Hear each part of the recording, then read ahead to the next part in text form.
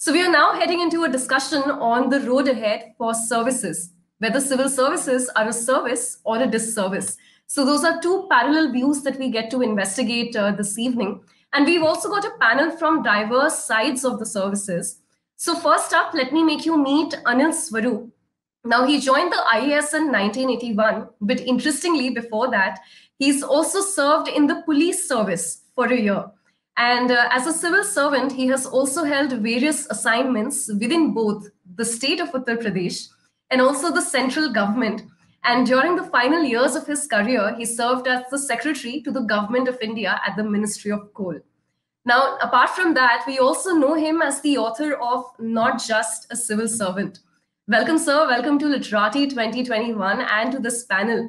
And our next speaker, Mr. Deepak Gupta, belongs to the 1974 batch of the IAS.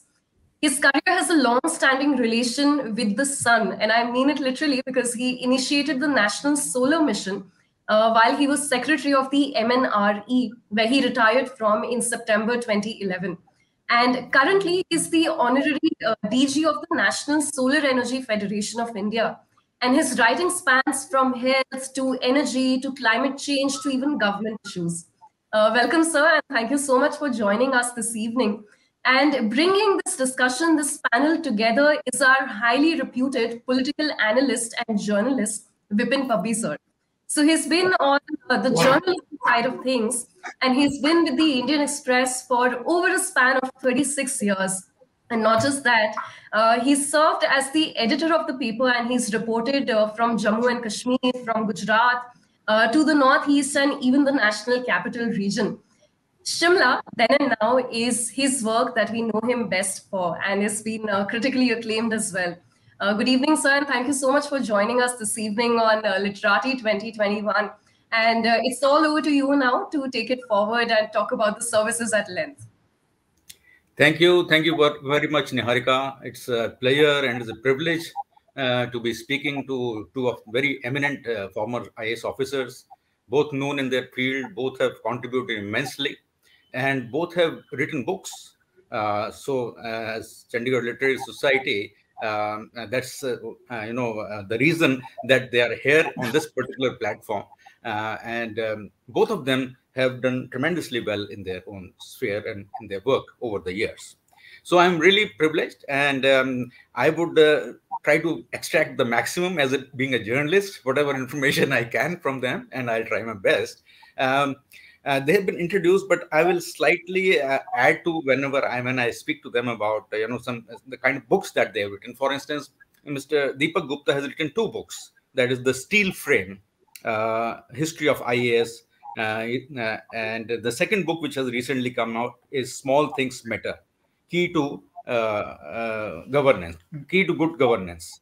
And Mr. Anil Swaroop also has written a very interesting book.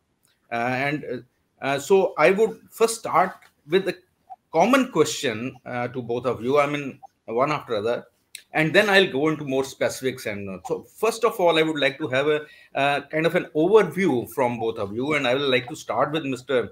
Deepak Gupta, he being more senior, and yes, is so I would like to ask him about his overview of the Steel Frame, about the book that he has written, the Steel Frame. And I would like to know about the transition from ICS to IAS, and particularly from our first Home Minister, Sardar Patel, from Sardar Patel's time to the current Home Ministry. What has been the evolution, and how has it changed, and how has it performed overall? Mr. Gupta. I think most of us actually do not go back to the time of independence and the vision of Sardar Patel when we think and talk about this service. I think it's essential to do so that we understand what was the constitutional design for the service which was set up by the founding fathers, led by Sardar Patel, I must say. I think there were two views in his mind which were very critical. The first was the need for an all India kind of service, which he said that, it is absolutely essential for the unity of the country, provided, and also if it has the freedom to express and open its mind.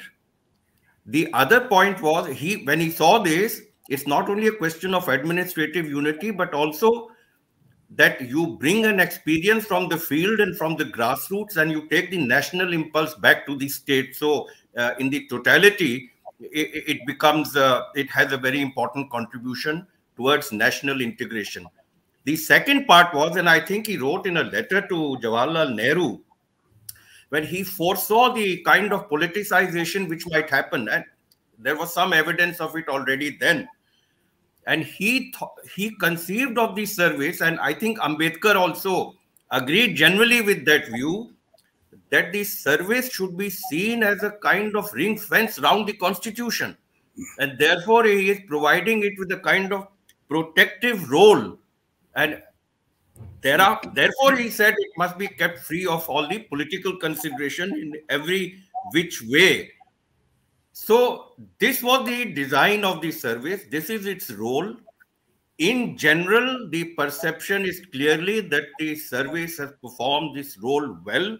There are many World Bank studies, there are independent studies which people don't quote about, which show the effectiveness of the service in a very important role. And you just have to look at our neighboring country, Pakistan, to see how the bureaucracy crumbled there and what has happened to the state and administration. But the system in which the service is operating has become very different. It has become very difficult. There are also elements within the service, mostly I think because of politicization, which one should criticize and one should accept. And I fear that the role is somewhat declining a little bit, its importance, and that I don't think it's very good for the future of the governance, good governance in this country.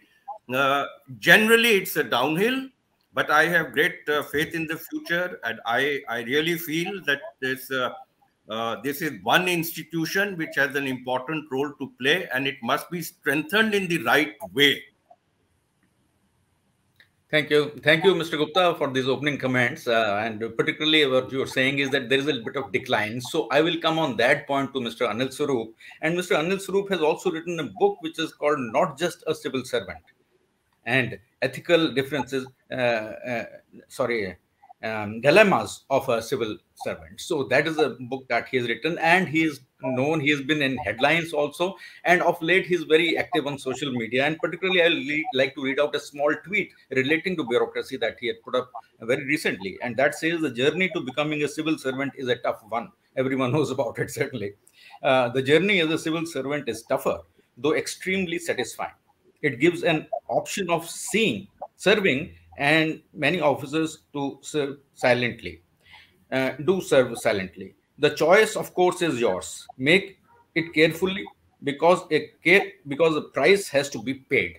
So that's a very wonderful tweet that he had put up. So I will like to ask you about it, whether the standards are declining, and whether it's maintaining its steel frame.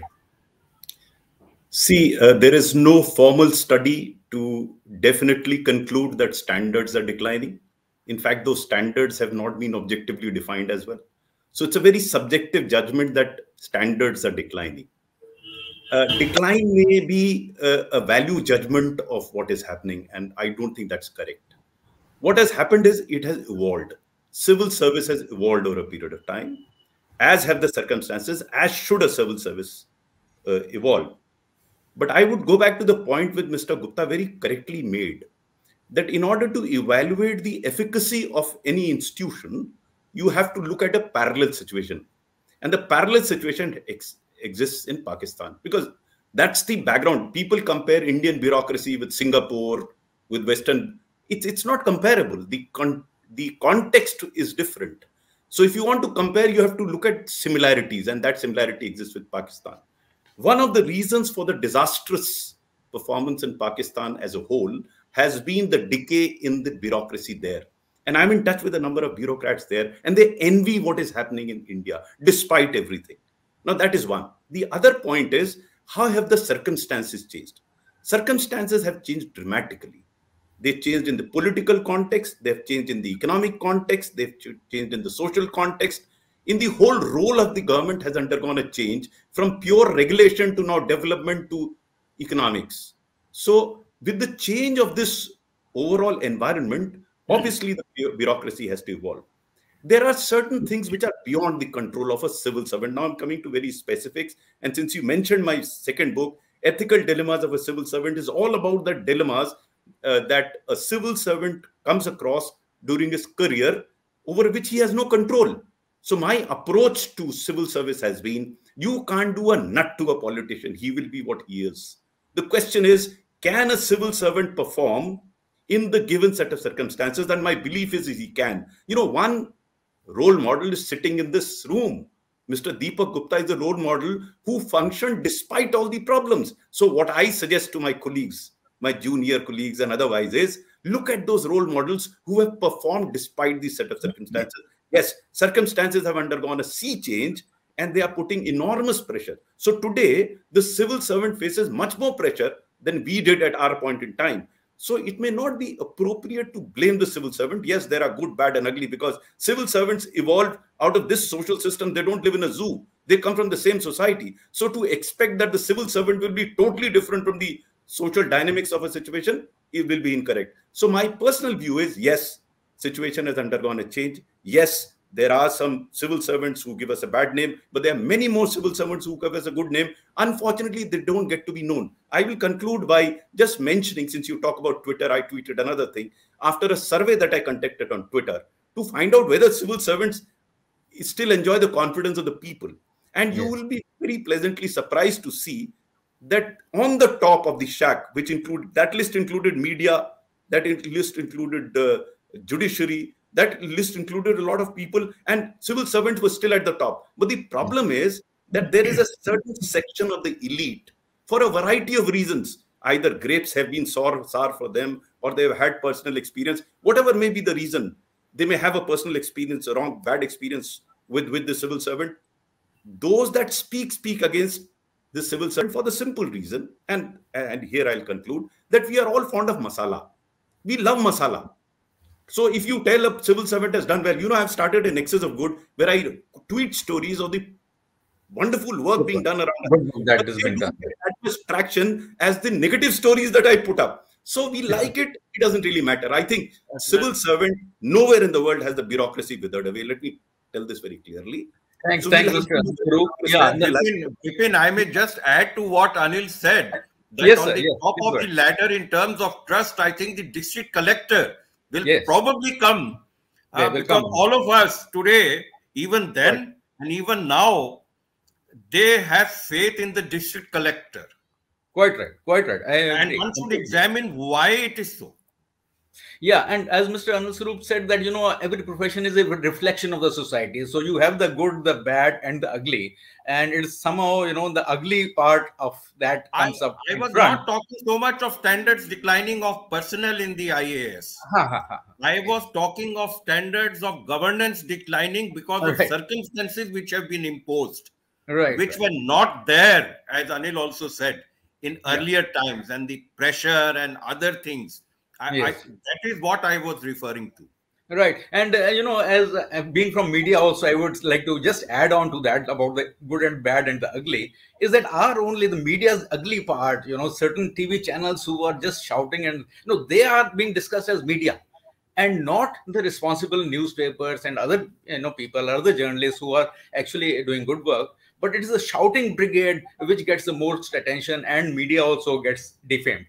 Anyway, moving forward, I think I will again get back to Mr. Deepak Gupta, and I must point out that, he has been chairman of UPSC for a couple of years, and I find a number of his videos being picked up by private career agencies or coaching agencies and saying about his tips to the IAS aspirants. So I was able to see a couple of those clips. I don't know from where they picked it up. So I would like to ask you, sir, whether the system of recruitment, do you agree with that? Is it all right that, an engineer or a doctor or maybe somebody who has done agriculture in depth is a more suitable candidate rather than those who have broader knowledge about all subjects? So do you think the recruitment system is fine or does need changes? I think, 180 people in the country are selected every year. So it really doesn't matter. You want the best of the people. Doesn't matter if he's an engineer or an agriculture person. If he wants to join the public service and if he has that spirit of public service in him, I think the fundamental problem with the recruitment system, it's a very healthy, robust system. And I think it's an example for the rest of the world, especially for developing countries. The problem is about the age and attempts. The maximum problem is about age and attempts. We have just gone, I mean, I would even say berserk. 32 for general candidates, much more for the others. Yes. And any number of attempts limited only by the age factor. I think this is a real problem. We must reduce the age and number of attempts. All the committees which have examined the scheme of examination have unanimously recommended this. They have done a national consultation in great detail. So it's a national consensus that it should be so. Age 28, 3 attempts. But I don't know what populist pressure is there in not agreeing to it. The Prime Minister, Mr. Modi, a few years back, when he was reviewing the performance of the aspirational districts, he noted that most of the collectors there were 45 plus. And he was quite astounded. He mentioned also that you need young, dynamic people in those districts. So this is just one about the recruitment. There are many other small reforms which are required, which I have mentioned in my book. But if you allow me, if I can mention 2 more important reforms which are not discussed. Yes, please go ahead. So one is the appraisal and the promotion system. You see, our appraisal has no meaning. It's just even after the 360 degrees, which is somewhat non-transparent, I may say. We need to have the appraisal done by the UPSC and in a very comprehensive manner. I've tried to explain in my book. Secondly, people who are empaneled to Government of India at the stage of Joint Secretary and Additional Secretary, they can come to Government of India. The rest continue to get promotion in the state and rise to the highest post. So what I am saying is that do away with this artificial distinction between empanelment and promotion. Yeah. You promote through the UPSC through a very comprehensive process, and the rest of the people, the minimum, maybe 10, 15 to 20% people at these 2 levels, we should pension off. So I think this will immeasurably improve the performance and the conduct of the persons. And the second thing is, IAS was an, all India service, but 33% of the people we take from the states. This was a colonial construction to mollify the moderate politicians in the states. It has no relevance or meaning in today's world. And what is happening? These people, those who do not get empaneled, those who belong to the state are mostly staying within the state. Yes, so you are having a situation where states are having mostly people who are belonging to the state. Some are promoted from the state services. Others are not empaneled and cannot go to Government of India. This is not helping into all India character and federal character of the service. So I think we should not have this promotion. We should increase the number of direct recruits quite substantially. Even if we have to have it, we should do it on a basis of, we should reduce the 33% and we should have it on the basis of examination. So these fundamental reforms, I think, are necessary. Security is good for an honest person, but security is not good for a corrupt and inefficient person. Those people must be pensioned off.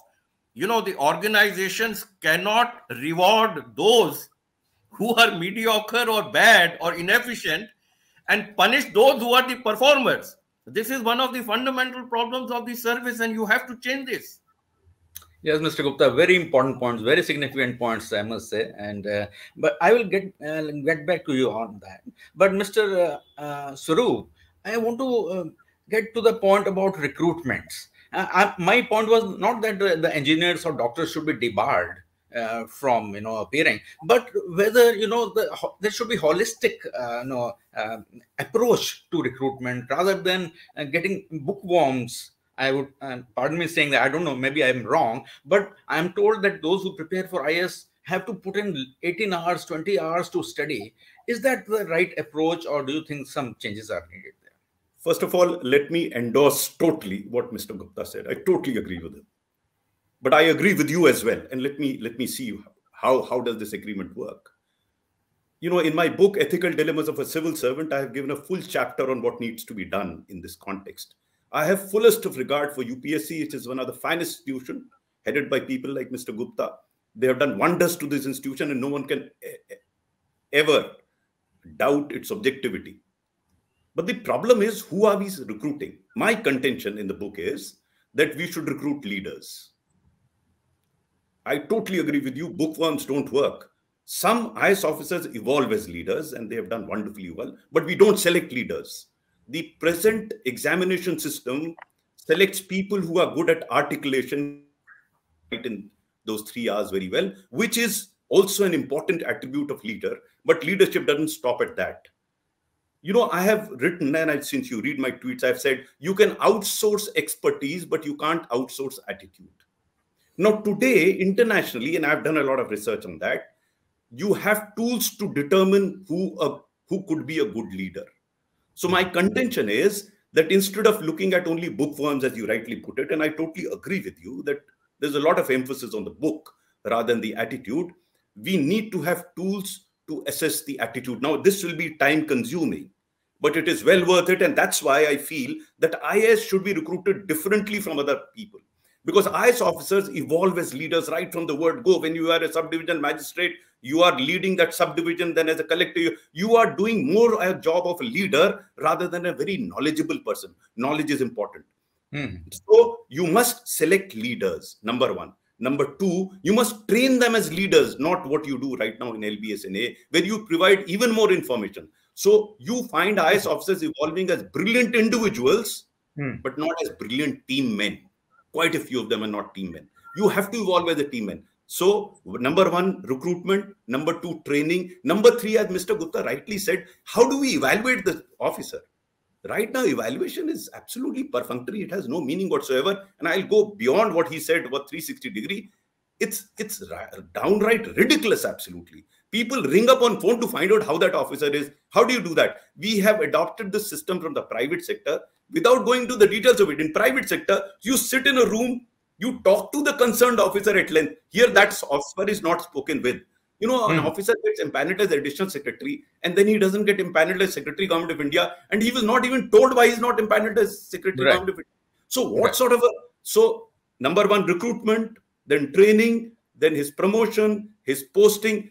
Every stage you have to evolve him as a leader. And finally, there has to be mentoring. Right now in the IAS, there's no mentoring. Informally, I mentor hundreds of IAS officers informally. But I have been pushing for mentoring of officers because in the beginning, there are chances of officers going astray. Secondly, the officers also want to get some discussion going with the senior officers to seek guidance. How do you do that? Informally, it is happening, but there has to be a formal institution of mentoring. I can go on and on this subject, which is very dear to me, because we are some way, I'm sorry to using the phrase again, we are somehow paving the way for destroying this wonderful service, which has done a wonderful job in the country and can continue to do. Unfortunately, we are not doing that. Look at the statements that are made in the parliament about the IAS by the highest functionary of the government. What sort of a message are we giving to the IAS officers? And I was shocked to see, and I'm again sitting here, that in the LBSNA, we had a huge hoarding this year to receive IAS officers, something which has never happened in LBSNA, but we have that. So what sort of a culture are we trying to evolve? Unfortunately, if you give preference to the pliable and the inefficient, you will get such officers and you'll start calling them Babu. As I keep saying, there are all sorts of officers. The question is whether government is laying emphasis on honesty and efficiency or pliability and malleability. The choice is yours. Thank you. Mr. Gupta, he was mentioning about the point about mentoring, and that is a very important part in every profession. That is not being done enough, as he says, in the IAS. But do you think there should be a system of assessing officers, say, after 5 years, 10 years, 15 years of service, and then showing the door to those who are either corrupt or inefficient? So what do you think? I told you, absolutely. I mean, there are 2 points when you are doing the empanelment stage, the joint secretary and the additional secretary, even for the secretary. But we have to, the administrative commission had mentioned about other years of, where some evaluation can be done. And I think the first evaluation should come after the officer has done one district. And because sometimes, you know, the bad habits start early and probably from the district. So we simply have to find a way of doing that which is impartial, objective. I think it is important. And I also feel that, you know, the other important issue is that we must put a restriction in post-retirement postings. We must compulsorily, I think, have this 2-year cooling off. This should be no kind of departure from it for anybody. And also no extension. Nobody is indispensable. No extension. So these are very important principles. And I agree with Anil completely that there should be mentorship. In our time, networks were different. Now people are coming from all kinds of places and they require advice, support, mentorship. I had even suggested, you know, I talked to the association people, and Anil is doing it informally. We might have a formal structure. There are retired officers, if they are willing to do it, and if officer is willing to be mentored, I think we should find a way. This can only help the person if he or she is having self-doubts or difficulties or simply want advice. I think we should. The IAS Association, unfortunately, does not have the retired people in it. But somehow a system of mentoring, I think it would be very helpful. LBS, NAA should also be involved. We had an Institute of Public Administration which could have been involved. We must build a structure, I think.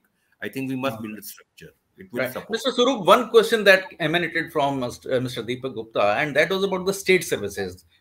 Provincial civil services, what were called earlier, now state-wise. So what do you think about it? Do you think the representation, as he was saying, 33-35% should be lowered, or it should be completely done away with, and only UPSC should be allowed to, you know, select people for? My personal experience with the state civil service officers have been that they've been outstanding officers, but they should continue to serve as a state civil service officer. This whole business of getting them into all India service, to me, it doesn't make any sense. You know, there are state service engineers, there are state service horticulture officers, there could be state executive officers. They can continue in the state executive. This whole, I mean, I agree with him, this 33%, or why should they even aspire to get into the purpose of IAS was totally different. And this state business actually skews this. Because originally, if I understood it correctly, you had 50% officers coming from outside, 50% from within the state. There was a purpose behind it. Why did you send officers of other states to different states? But these state service officers stay in that state. They have greater roots within inverted commerce in the state.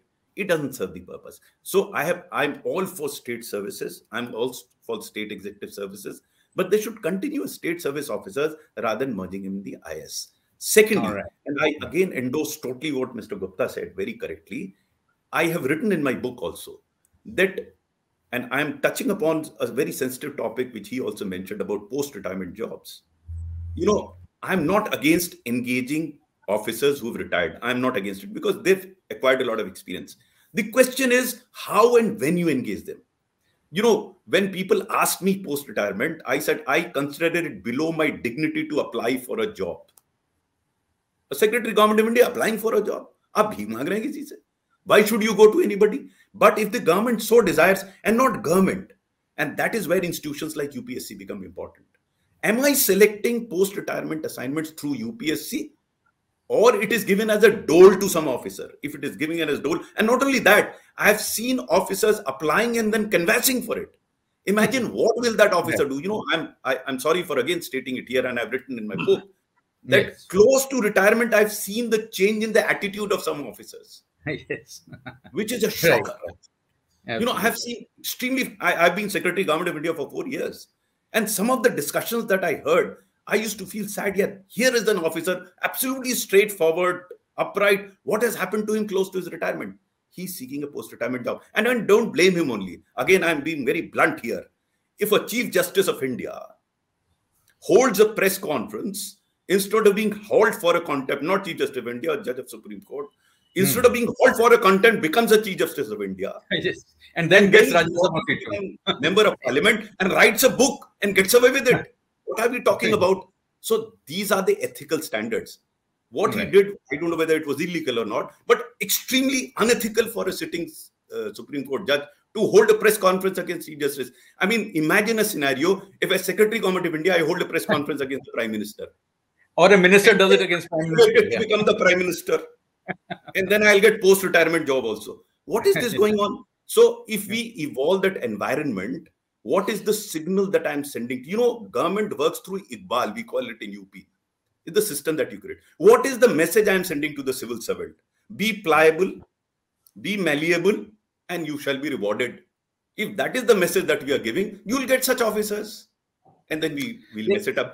And we first select such officers who are pliable and then dub the whole bureaucracy as corrupt and inefficient.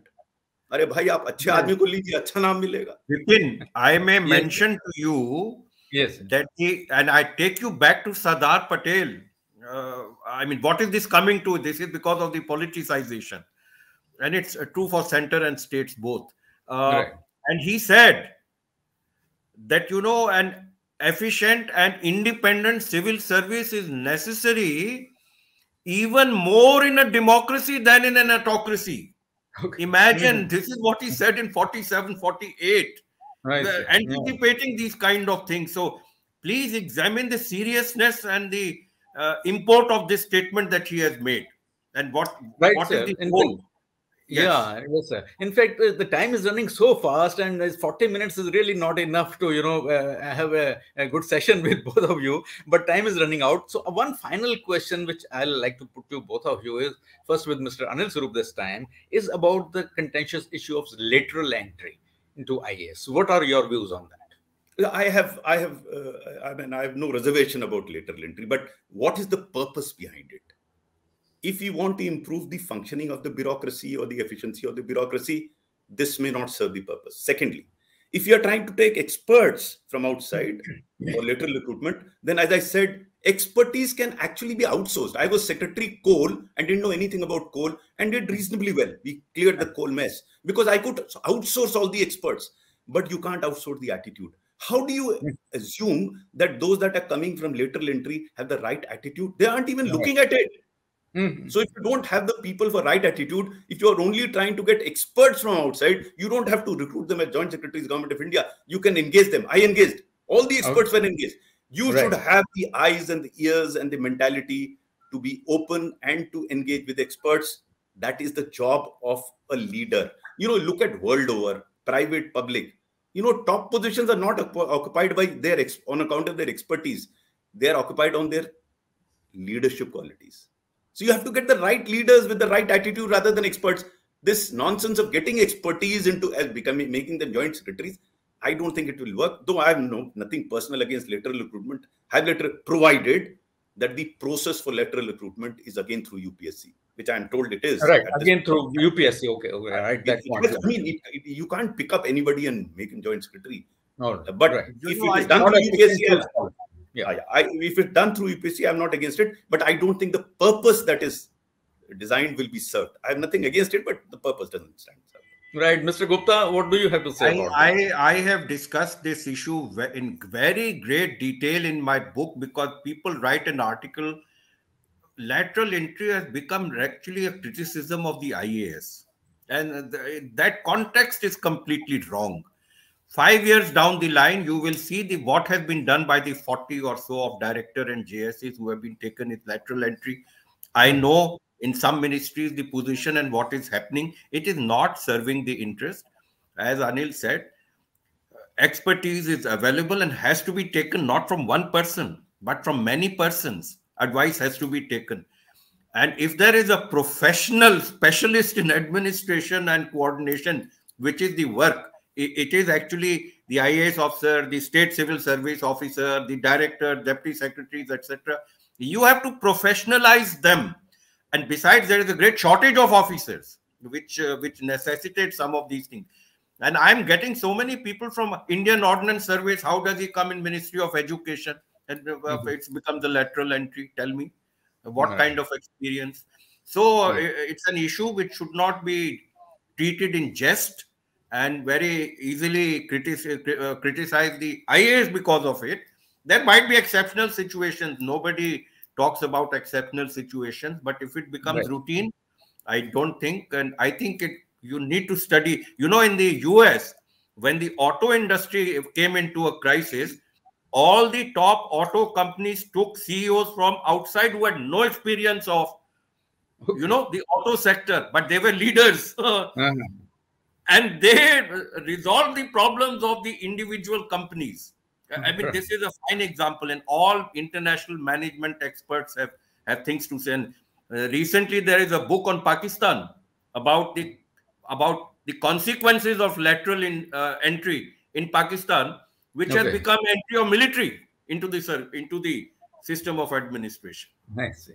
All right. Thank you, Mr. Gupta and Mr. Anil Swarup. It has been fascinating talking to you. The time was too short, I would say. I would love to, interact more with you. But in the meantime, the time is up. And if there are any questions, so I will like the Niharika to come in and tell us if there are any questions, or we wrap up because it's almost time. Thank you so much, Vipin Pabbi sir. I would just say that love has been flowing in for this conversation left, right and center. We've got Colonel A.S. Cheema adding his thoughts simultaneously. And we've got Nisha Luthra ji also praising the conversation, and our two panelists. Unfortunately, sir, we will not be able to take any more questions since we are running very short on time and we're just cut to cut for the next session. So I guess this is the moment that I must sincerely thank our speakers, Anil Swarup sir and Deepak sir, for joining us this evening. And also our moderator, Vipin Pabbi sir, for bringing it together so beautifully. I think, it has changed the way that we look at the services, and it has changed our perception and the importance that they hold, especially in a democracy as huge as ours, right? So thank you so much once more for doing this for us and for making this conversation so interesting. And now, ladies and